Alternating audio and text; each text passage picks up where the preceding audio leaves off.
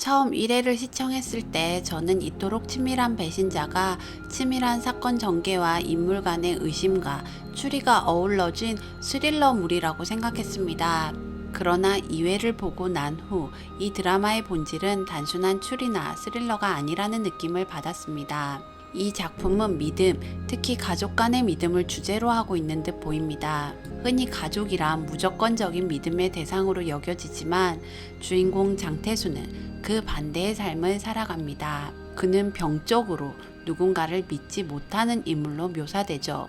많은 사람들이 그의 불신을 직업적인 특성에서 비롯된 것이라 생각할 수도 있지만 이는 장태수 개인의 특성이자 성격에서 비롯된 문제로 보입니다. 직업이 경찰이나 프로파일러라고 해서 모두 가족까지 의심하는 것은 아니니까요. 2회에서는 장태수의 동생 하준이 사고와 장태수의 전처 윤지수가 자살한 사건이 언급됩니다. 그러나 그들의 죽음이 어떻게 일어났는지에 대한 구체적인 설명은 나오지 않는데요. 하빈이가 언급한 하준이 말이야 정말 사고였을까? 엄마가 정말 자살했다고 생각해? 라는 대사를 통해 드라마는 교묘하게 시청자의 의심을 자극하며 과연 누구를 믿어야 할지 고민하게 만듭니다. 이 드라마를 보면서 영화 셔터 아일랜드와 살인자의 기억법이 자연스럽게 떠올랐습니다.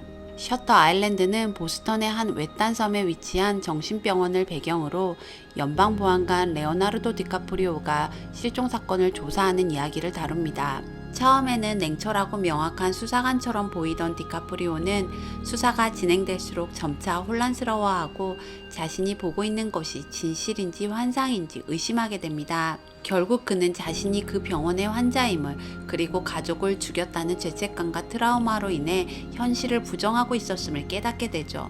이토록 친밀한 배신자의 장태수의 모습과 복잡한 내면의 디카프리오가 겹쳐 보이는 순간입니다. 어릴 적부터 아버지의 수사 기록을 보며 자란 하빈이는 이미 아버지의 성향을 꿰뚫고 있었을지도 모릅니다. 어린 아이지만 예리한 시선을 가진 하빈이의 하준이 말이야 정말 사고였을까? 라는 대사는 자신이 오래된 과거의 고백이 아닌 마치 아버지에게 이제는 진실을 외면하지 말라며 호소하는 물음을 남기고 있다고 생각됩니다.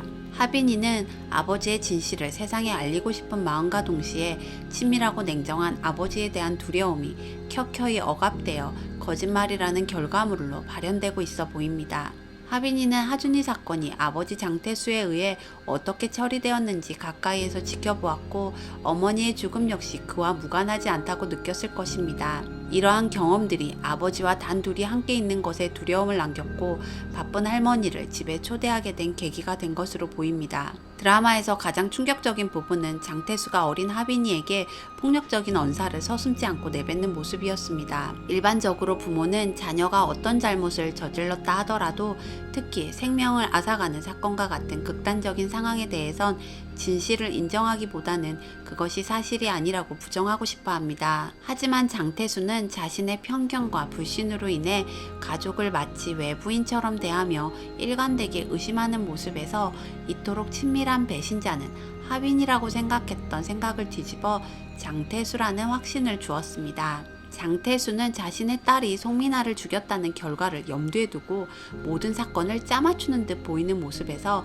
국내 최고의 프로파일러 모습이 전혀 느껴지지 않는데요. 아마도 장태수는 자신을 꼭 닮은 하빈이를 마주할 때마다 자신도 모르는 불편함을 느끼는 게 아닌가 싶습니다. 셔터 아일랜드에서 디카프리오는 마지막 자신의 본 모습을 마주하기 직전마다 자기 방어 기제가 작동합니다. 장태수도 자신의 실체적 진실을 알고 있는 하빈이를 마주할 때마다 자기 방어 기제가 작동하여 역으로 하빈이에게 자신의 일을 덮어 씌우는 것이 아닌가 생각됩니다. 이친자는 앞으로도 이러한 신뢰와 배신의 경계 속에서 실체적 진실로 우리를 안내하게 될 것 같습니다.